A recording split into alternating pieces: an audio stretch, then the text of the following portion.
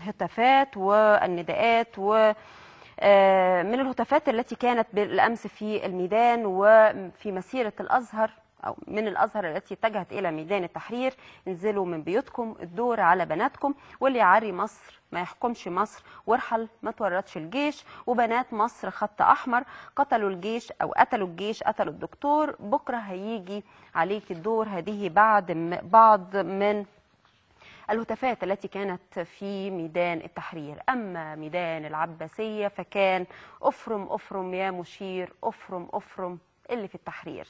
والحقيقة أنه مش بس كده، ولكن كان هناك رقص وطبل وزمر في ميدان العباسية. النهاردة كان في تقرير مكتوب في الشروق، جريدة الشروق، عن تفاصيل الأمور كيف كانت في العباسية. ولاحظ المحررين الحقيقة ملاحظة في منتهى الذكاء، وربما كنا قد أشرنا إليها في جمعات سابقة، وهذه الأتوبيسات التي تحمل بعض من عمال المصانع، الغزل والنسيج، شركات البترول وغيرها من المصانع اللي بيتم حشدهم للذهاب للعباسية. طبعا في ناس بتروح بخطرها وبمزاجها ولأنها مقتنعة بده، ولكن الأبرز الحقيقة كان يعني فكرة أنه هناك حشد كبير جدا، لدرجة أن هم ما لقوش حاجة يعملوها في الآخر، فقرروا أن هم يرقصوا ويغنوا ويهيصوا، ولكن على أنغام أغنية الحقيقة أنا عمري ما سمعت عنها خالص، ولا هنسمع غالبا زي ما شريف جبران بيقول، اسمها أنا شارب 3 ستيلا. خلونا نشوف كيف كانت الأمور في العباسية.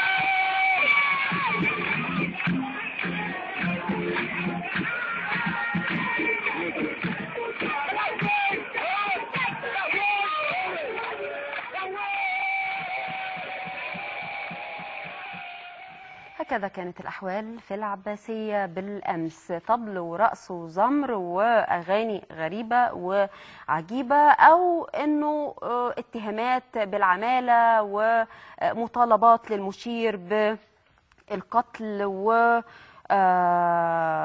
وبعض الهتافات حملت عنوان مليونية مليونية من ميدان العباسية جاية تنادي بالشرعية. أي شرعية يتحدثون عنها بهذا الشكل لا نعرف. ولكن أيضا هتاف آخر: يا أهالي العباسية الداخلية غالية عليا. وردد بعضهم: يا أوباما يا جبان يا عميل الأمريكان، أوباما عميل الأمريكان، أفرم أفرم يا مشير، أفرم أفرم في التحرير. واتهموا دكتور البرادعي بأنه عميل، وقالوا: يا برادعي يا عميل لم كلابك من التحرير، ويا إبريلي يا جبان يا عميل الأمريكان. إذا شتائم، سباب، رقص، طبل، زمر واتهامات، وكما رأينا الفرق كان واضحا. ولكن